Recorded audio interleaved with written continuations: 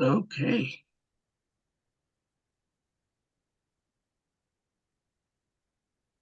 We should be streaming right now.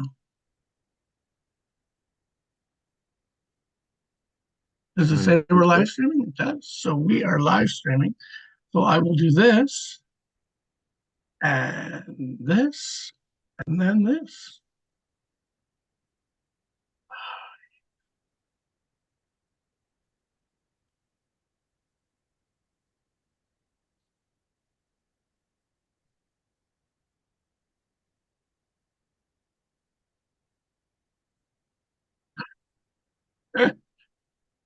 Skilly. Dead air.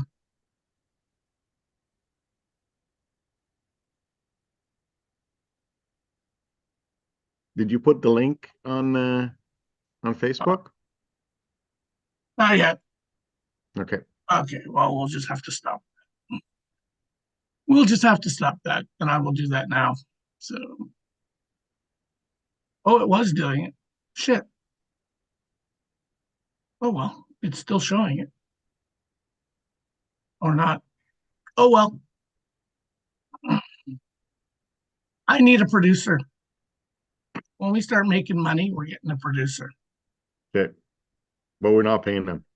We're not paying. Well, we'll pay them for what we're making, which is nothing right Okay. now. Okay, let me get the link of this and post it on. There we go. What's this? No. Oh, what the? Our live stream is going, but I can't find it.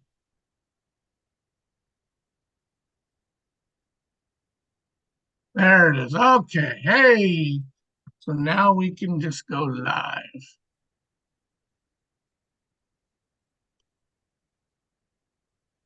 And I got to mute myself.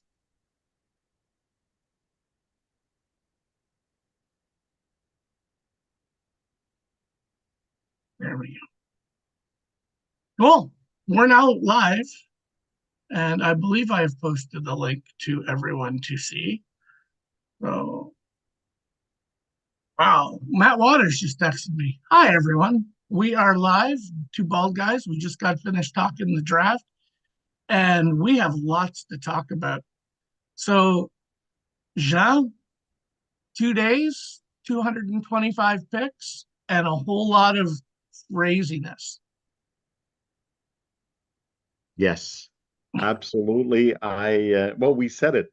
Like how many of our podcasts did we say that the draft after one could go anywhere? And it did. It did. It did. It went anywhere. Wow. Um, Okay, so well, I would say the first two picks were as expected. mhm. Celebrini, Lev Shunov. I mean, there was some talk about somebody else at two, but I mean, pretty much Lev Shunov. And then at three, you were pretty sure that. Did you think that Seneca was going to go at three? Well, I thought Seneca was going to go at five to Montreal, but I kept seeing like for the last week or so, Seneca going at three to Anaheim, and I didn't believe it because I didn't pick Seneca to go at three, even though I kept mentioning it. So I would have won the if I would have done that, I would have won the our mock draft pool. For all the talk about the high end D that this draft was filled with, they slipped. They went a lot later than people thought. I have the one draft. There we go. This is the order here. Um, like Seneca going at three was a surprise. Lindstrom, I don't think was a surprise at four. Demidov, I mean, Montreal must have just laughed to themselves as they picked up Demidov. like that. That he just fell to them. Hmm. Tisha Ginla to Arizona makes, or sorry, Utah makes sense. Uh, we're both Senators fans, and Yakimchuk to Ottawa. Like, I don't hate the pick, but it just feels like they missed the bat a little bit. They just missed it a little bit, you know? So I know that both of us are Dickinson fans. Um, and but I don't think Dickinson is going to be that much better than Yakinshaw, where I'm upset with the pick. So, um, and he fits. He's a right shot. Yeah. He's big. He's aggressive. So I love the style. The skating needs to improve, which he can always improve. He's a year older than Dickinson because he's a late 2005 birthday, and Dickinson is birthday's this summer. Um, so like Dickinson has more potential, I think, but I think Yakinshaw is going to be a senator. He's going to be playing top four for the Ottawa Senators, and I don't think the difference is going to be that big in between the two of them. So I'm happy with the pick. I wouldn't have been happy with Zane Parekh. I Well, just see, I'm the think that same his way. style was too wild. I'm the same way because like if they since they took a right shot defenseman, I think they took the best right shot defenseman That was available. that was available at that pick. So I get it. Like I said, I don't hate the pick, but it I just feel like Zeev Bayou or Sam Dickinson would have been better options. But Mhm. I don't hate it. Berkeley Catton going to Seattle was like, wow, they have that's their third center. They must be giving up on Shane Wright. That's what that tells me. Shane Wright, Well, no, because they're not sold Catton as being a center, right? Like yeah. everything I've heard is in the NHL is he's probably going to be moving it over to the wing, just like the oh my God, I just got a memory blank there. The winger in Arizona, Utah, on their first line there. Logan Cooley. No, the other guy. He's got drafted a few years ago, but he was a center, and now he's a left winger. Oh, Oh my God. not Cutter Coach. No, he's been in the NHL for a few years now. Oh, okay. And I think Um, they traded. Well, we can talk about that later too. The Sergachev trade. Utah yes, made some crazy splash today. Yeah, I was surprised Clayton at Keller, how Clayton in the Keller, top. Sorry, Clayton Keller. yes, Clayton Keller. He was a center when he was drafted, and he's just played in the NHL as a winger. So, sorry, just All our prep time, like all the time we've researched this ahead, there was lots of talk of 6D going in the top 10 or 11 picks, hmm. certainly in the top 12. And in the top 10, there were only three. Yeah, Or no, was it four? Four. And I mean, they all went. Just, I would not have predicted Dickinson and Bayou would be the last two of those six. no, no, absolutely not. I didn't And see that and at all. and I will say this for the whole draft, on the whole, right shot D went up in value to left shot D, Yep, like enormously. Like guys were getting drafted right shot Ds above where you would have expected. yep. Like it was crazy. So, well, Oh besides Yakimchuk, yeah, and I'm gonna go there on a rant because you're a team that needs right shot D, the Ottawa Senators. There's tons of right shot D that go after you, and in the second round they take Gabriel Eliasson, a left shot D that to me was a major reach. So yeah, yeah. Like because this is what I was thinking as well.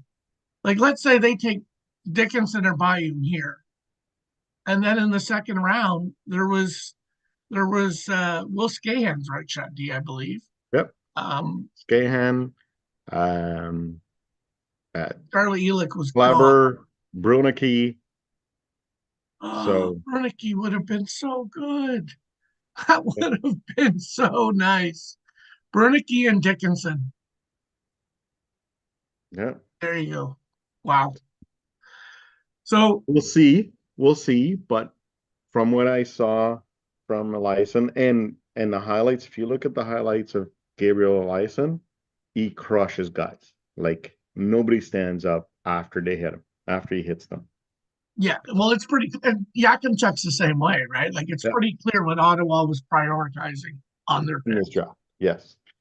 I'm Like just they, not happy with the yeah, that pick. yeah. So I went sideways there a little bit. No, that's good. That's good. Okay, so the other pick maybe we can talk about. I don't mean the Leafs picking Ben Danford. He's a right shot D.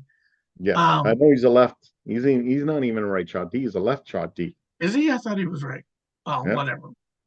Like, but that was ain't nobody saw that coming. I mean, at least they were smart and traded down.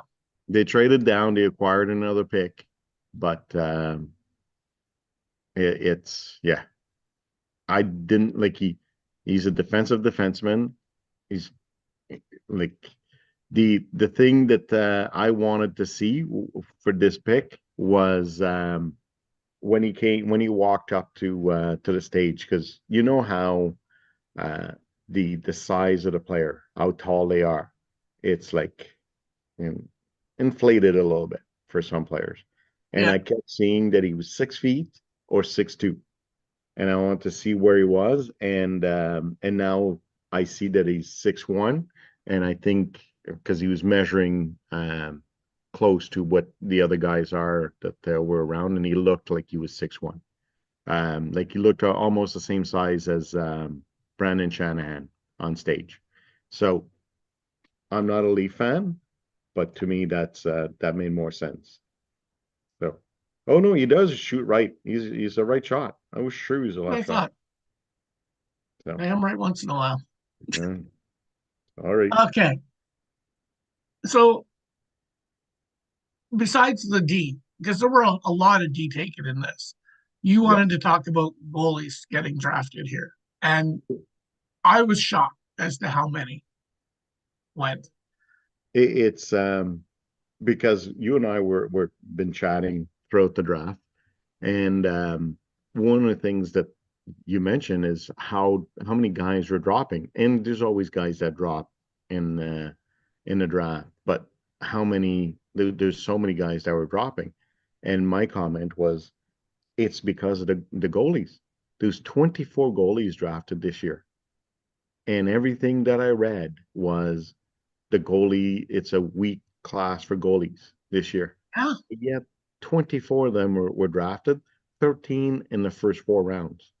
So that means when you put 13 goalies, five in the third, five in the second, three in the third, five in the fourth.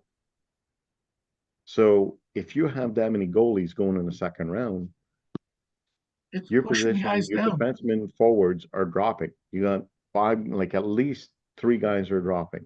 And then you put a couple surprises like Eliason in there, or um, and Danford, and who else went ahead? Gridden and Vanaker, and you put those guys in there, and you're Jack like, oh Berglund. Jack Berglund was wow. yeah, Max Blount, you know Yeah, those even guys. Nathan Oh Villeneuve, yeah, Nathan Villeneuve. who was suspended for 15 games because of a social media thing that he Hmm. did that they never explained what it was, like a post he did on social media. Yeah. Like So, but clearly that these guys didn't went early. yeah, and I had seen like most of the stuff on him I'd had was third or fourth round, and he went second round, Hmm. like late second So, round, but still like so wow. then then you have guys that start to drop. It's simple math, right? Like you can only Yeah. have 32 guys in your top 32 picks. And some guys move up, some guys, will drop. But so like I was thinking I'm gonna keep my fifth and sixth round picks and I'll grab a goalie and you know, I'll be able to grab a decent rated goalie compared to what I've seen.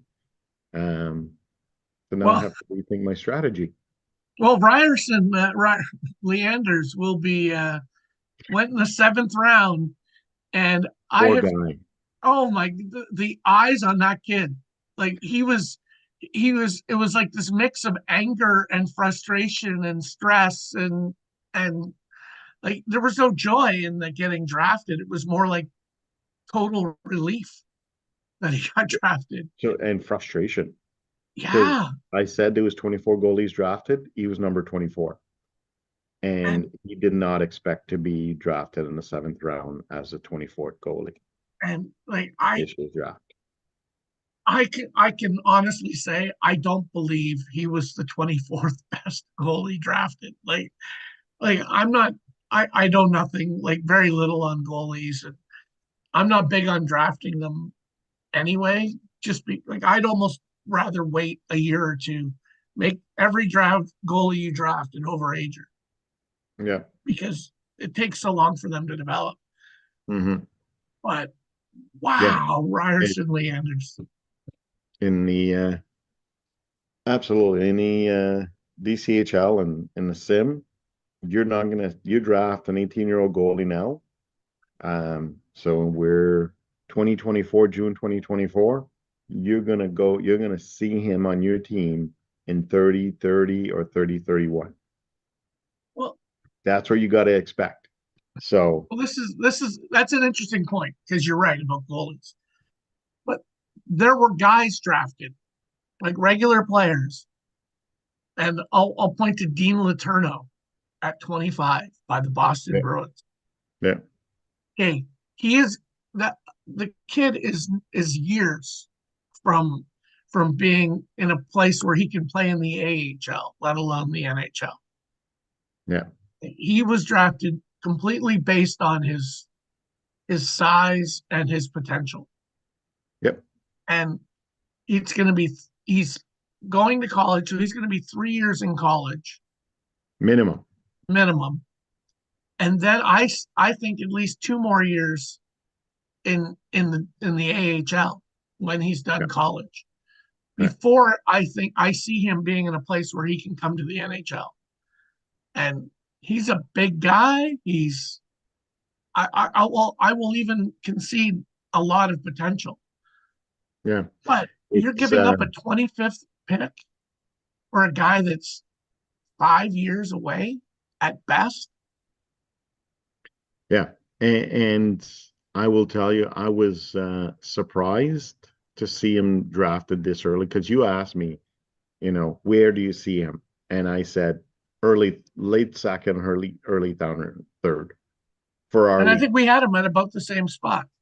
You Like know, um, the potential is there, and that's why you would look at him in the second round, but in the late first. So uh, I didn't see him play a lot of game. Well, I've just seen highlights of him, but what I read about him on the reports is he dominated St. Andrews at St. Andrews, which is high like, school hockey. well, So you expect a he guy was a that's six, boy amongst men, or a man men amongst boys, amongst boys. a Okay. man amongst boys. But the thing that I also read about is that he looked lost when he moved up to the USHL. Yeah, Lost. yeah. Okay. And it's, like you're moving to the States and like you've He's got 2 weeks to play, for the rest of the season or 3 weeks. It's you need some time to adjust. So we'll give him a break on that. But so he was supposed to play in the USHL this year. He decided to go to Boston College or Boston University? I think it's Boston College, but I'm not. Yeah, I Boston can't. College, because he's replacing with Will Smith. Yeah. So that's going to be a huge step for him. And also, USHL is not as good as the CHL, like any of the three leagues in the CHL. So yeah, you have teams that are just as good, but the majority of the players in the of the teams in the CHL are much better than the majority of the teams in the USHL. Yeah. So And it makes no sense for Boston, who's in a win now mode, to take a guy and his trade value won't even be good because no, he's gonna be in way over his head next year in university. but he's He's gonna going be to a playing good against men. place. But I just think that he is going to go there and he's going to struggle. And I hope he does well. I hope he does extremely well. I agree, but I don't see him in his first year at university based off of his 2 games before he got injured. Uh, in the USHL, I don't remember which team it was. Fargo, I don't know. I think so. Whatever the team was, he he was in over his head, Yeah. and it was in over his head this year. Well, he's just getting in a deeper pool next year. It's gonna be way way deeper, and he's gonna be way more in overs. He's not gonna get great ice time, No, because like because Boston that's a good College team. wants to win. Yeah. So So he'll play 6 to 8 minutes a game. I just don't like I personally I would be I don't understand how that pick was made by Boston there. Like aside from the fact that he's going to be in Boston where they might be able to have more control over his development, Yeah. but I don't know even know how that works with him being in college. He might not be allowed like they may not allow him contact with the team. Or is that because the NCAA has really whacked out rules, right? Yeah. So, but wow, that one blew my mind. Any other ones that blew your mind? Any picks that really Well, jumped out at you? if this is not picks, it's mostly what this draft was. Um, if you look at come from what I remember, and I've been watching the draft since the 80s. Okay, so I'm going to talk about my age here, but I've been watching the draft since the 80s, and I've been a fan of the draft for that long. I don't remember a year where the players were so big.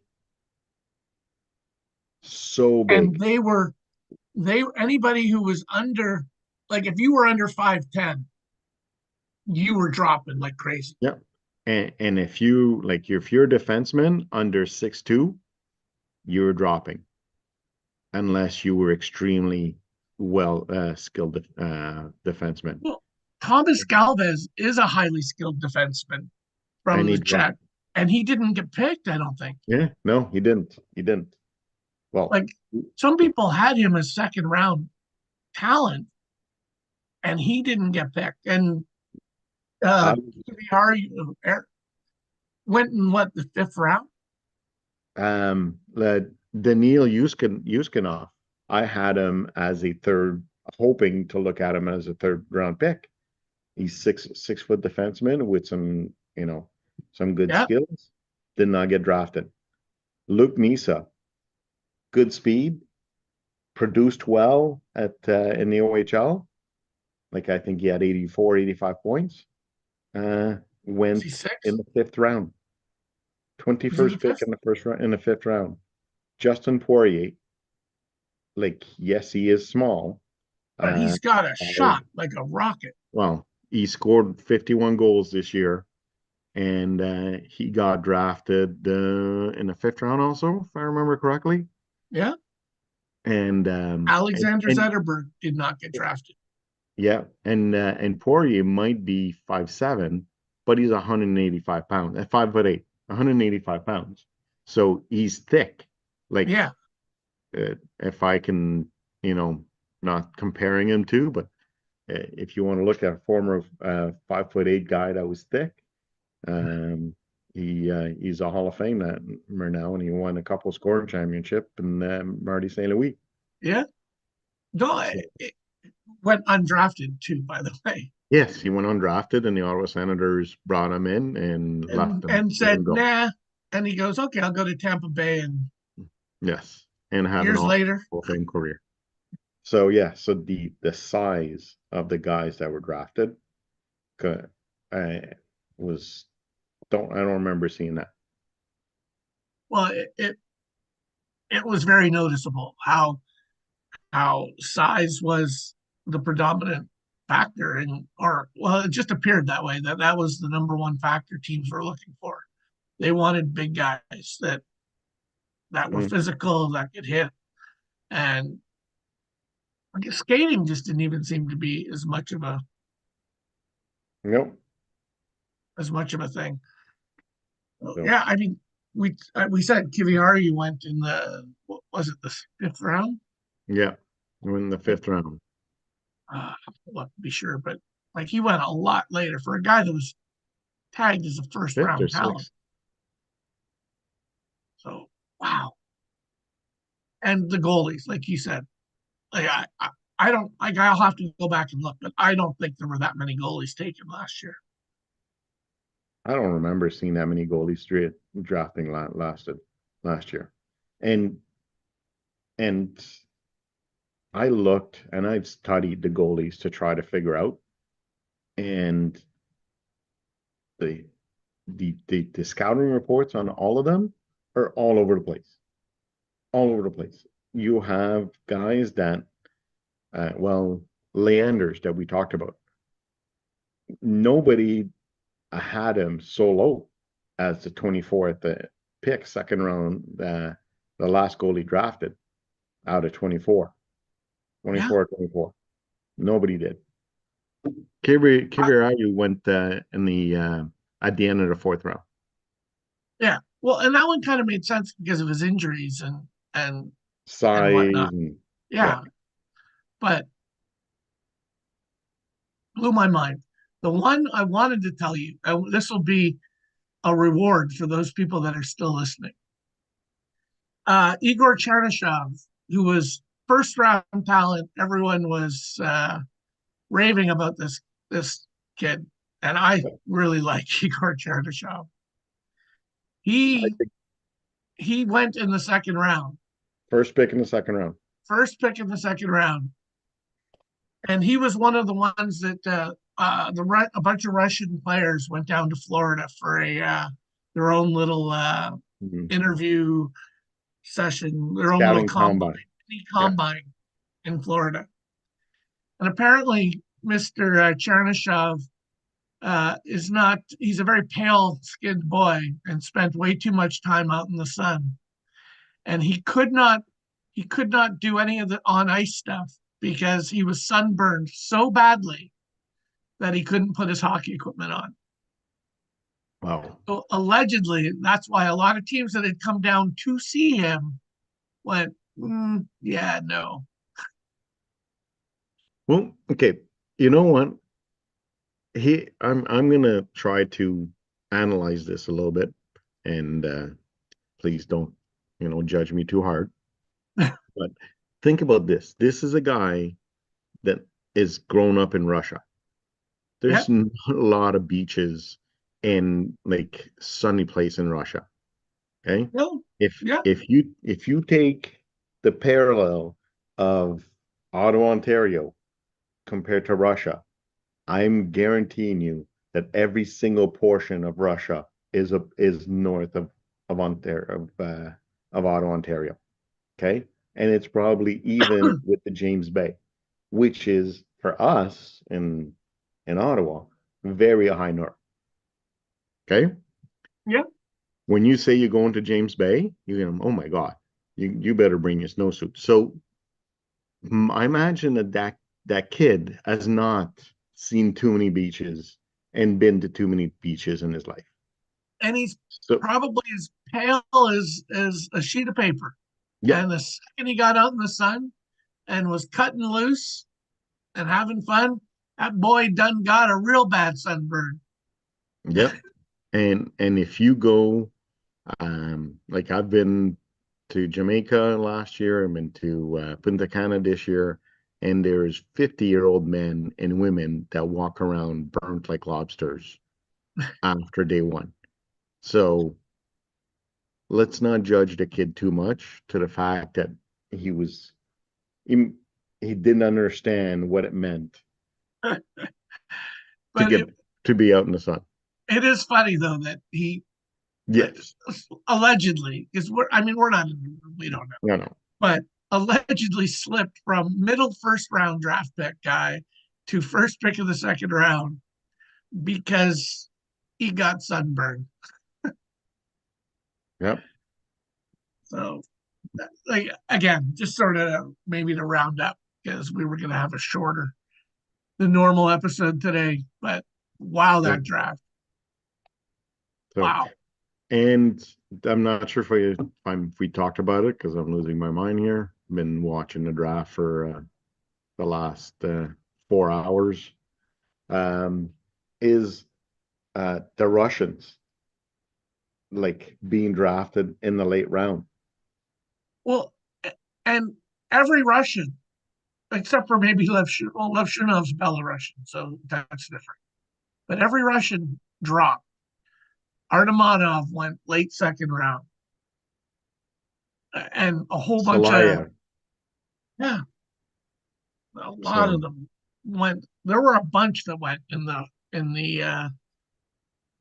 the sixth and seventh rounds for sure. yeah, I'm just well, throwing out some names here. the Russian junior, like that's one of the things I saw in the Russian junior league. Besides Demidov, and he dropped because we all thought that he was all right, like ranked number 2, right? He Yeah, dropped in the 5th, 6th, and 7th round. It was 1, 2, 3, 4, 5, 6, 7, 8, 9, 10, 11, 12, 13. 13 players from the Russian Junior League that got drafted the 5th, 6th, and 7th round. I just thought that was telling that people, like, I think teams are saying, you know what, we don't see him as much. We have extra picks. Let's let's take a late round flyer on them. well, and we'll see I mean, because they're going to be more reluctant with taking NCAA players because of because of Rucker McGroarty type situations where well, I was watching or listening to a podcast, and the the guy said there are way more players coming from the college hockey players, like stars, that hold out, like, and no don't report, than the Russian players. So if you're afraid that Demidov is not going to report, that Salayev is not going to report, um, don't worry about it because they, for the majority of them, they do. And the only guys that have taken longer than usual to report are Nikishin and Kaprizov. Every other one reported within a year or two of getting drafted. And yeah, well, a so, lot of them come over even just for the rookie camps. yeah. They'll come over to the rookie camp and then go back. So Yeah, last year, Matvey Mishkov had the 3-year contract. and now he doesn't. Now he doesn't. Now he So, doesn't. so I'd like to know how much money Philly actually slipped under the carpet for. well, um, I heard that it's not Philly. It's his agent, is the agency Newport that paid the Russian team I'm sure, and because he's I'm got no money. conspiracy theory. Steve says somehow Philadelphia was able to send some money in a paper bag. through Newport, and then Newport paid the bill. Yeah, because like, and Demidov, I guarantee Demidov. Well, his situation is a little bit different. His Yeah. contract's up, but he'll be over here. He'll be over here soon.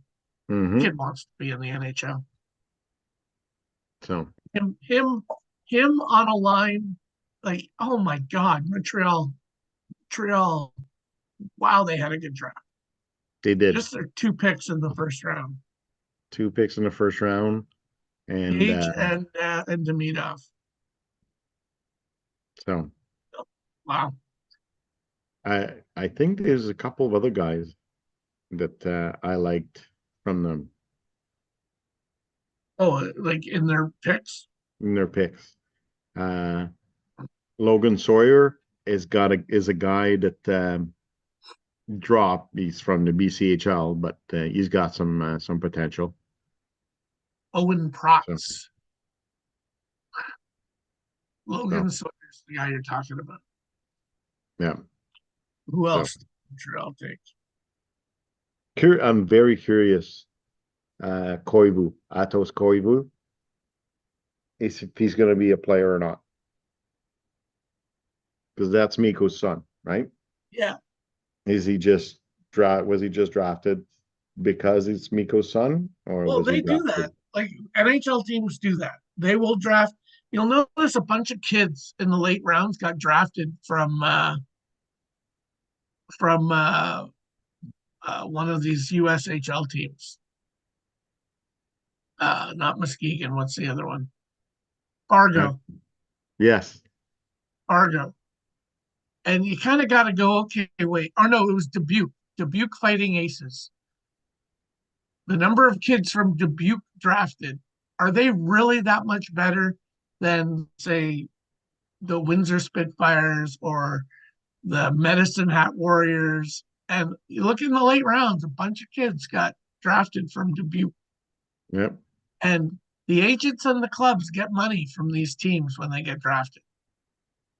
So okay, I just saw a name, and I saw him earlier, and I'm like, who? Jack Berglund got drafted by Philly with the 19th pick in the second round at 51. Yeah. Okay, you know how much work I do on the draft. Yeah. I don't remember this guy at all. He was in my on my list in the fifth round. Mm. 170, like 100 and like he was 100 and something. And like this is what it was blowing me away is guys that were all over the place. And Yep. I was tracking it with my aggregate rankings where the Hockey News ranks them at this and Bob McKenzie ranks them here. And teams were taking a guy at 50 something who were aggregate rankings of 80 something, like Yep. a round or two clearly ahead of where he had been tracked. And I know that was the thing with this draft was after the first few picks, everything was going to be all over the place. It just to be watching that was so surreal where we both put in so much and we know so many of these kids or we don't know them personally, but we know so No, much about their but hockey and we think we have an idea. Like if you would have told me Teddy Stiga would go at 55, I would have said you're full of shit. yeah. And he's a small guy, but crazy level of talent, Well, amazing ability. I've been saying, like, I've always said it, but you and I and Zach have a group chat, and I've been telling Zach to be patient because guys will drop. Guys will drop. Like in the draft, guys will drop. So, like, be patient, you know. And look how many guys dropped. It's crazy. Well, and relating this to the DCHL, my question is, will people in drafting next week, how much will this impact where people draft people? Like I'm pretty comfortable that Teddy Stiga will go way earlier than 55 Yep. Yes. because I think, like, okay, I might take him way earlier than 55. I have two picks in the second round, one And of which is earlier than 55. that's a Matt Waters um saying and belief, and I completely agree. If you like a guy, don't wait. Grab him where you have a shot. Yeah. Because if you wait, somebody else is gonna come and get him. Oh, and if you like, again, Teddy Steeg is a perfect example because he could go in the first round. Mm-hmm. He could go in the first round still. And will that affect him? I don't know. And I didn't think a situation would arise this year where a goalie would go in the first round in the DCHL draft. But I would be surprised. but a goalie went early in the second round here, and goalies always go earlier. Like I would be surprised, but really not that much because last year I think we had two goalies go in the first round last year. Mm-hmm. Like, will someone take Nabokov And early? Like, okay, wait a minute. I need to double check something. And I'm not making fun. I'm just double checking. Give me 30 seconds. Keep talking because I need to double check okay, something. well, Nabokov went in the second round. Or in the second round, Yegorov went in the second round at 49. There was three or four goalies that went. Carter George went late in the second round. Yeah, and then Evan Gardner went even later in the second round, and Emil Vini went in the second round. Like I'm just saying, in history, in our draft, goalies move up; they don't move down. So if Nabokov, like even Carter George, people know who Carter George is. Like he's So, gonna go. Uh, yes. I Yeah, I don't. go I ahead. wouldn't take a goalie in the first round, but somebody always does. Yes. And just as of 6 hours ago, Trey Augustine, who was the first goalie drafted in the 2023 DCHL draft at pick 28 or something, 25. 27, 27 is Wow, now that's a in good the trade guess. block. Yeah, I saw that. He put him up today, and I was like, dude. Well, I Okay. mean, maybe he's gonna clear out that spot on his roster and draft another goalie. Yeah. I mean, I don't think Trey Augustine had a great year, did he? I don't recall that I him having. don't know. I didn't think he had a hor horrible year.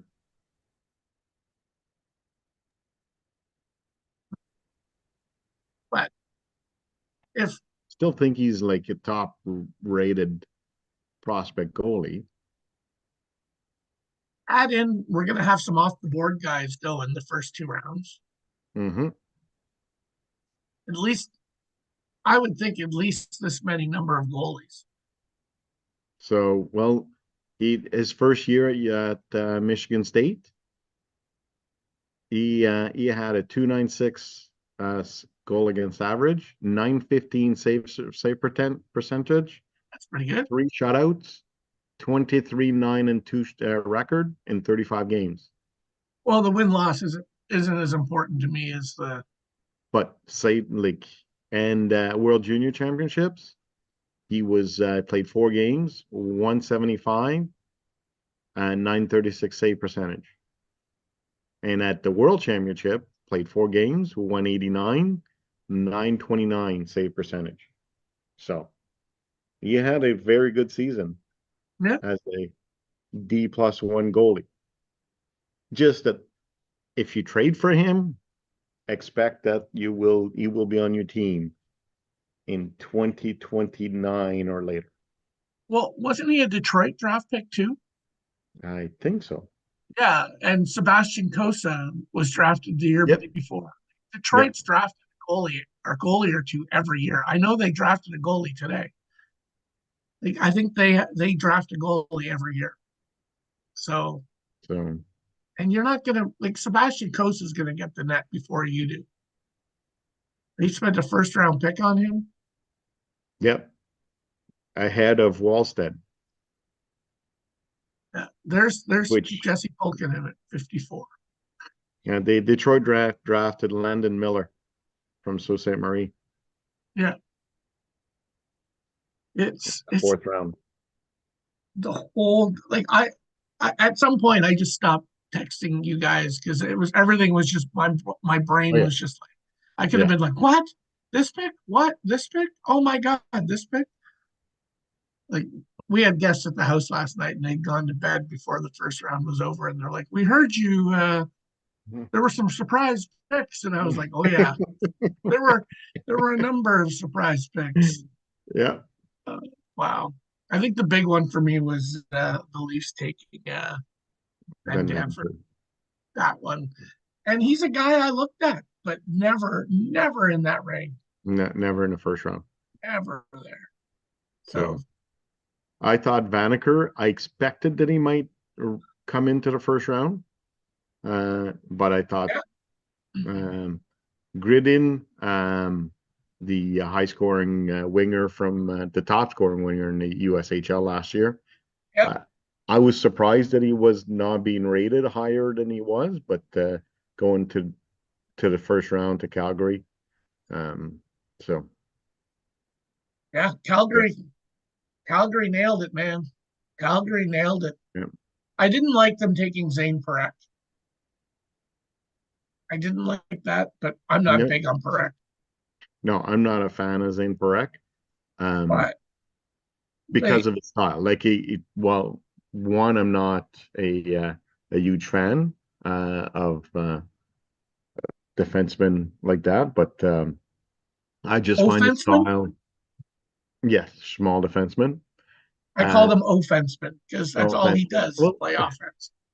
There's no and he says defense it in the game. himself. He's like, I'm not a normal regular defenseman, so you need to know that that's my style of play if you're going to draft me, where I'm all over the place. So I think it works in the OHL. I'm not sure if it would work in the NHL. Like Yeah, Erik Karlsson got 100-point season last year with Pittsburgh or San Jose with San Jose, and but he plays defense. Like he plays his position. He's not all over the place.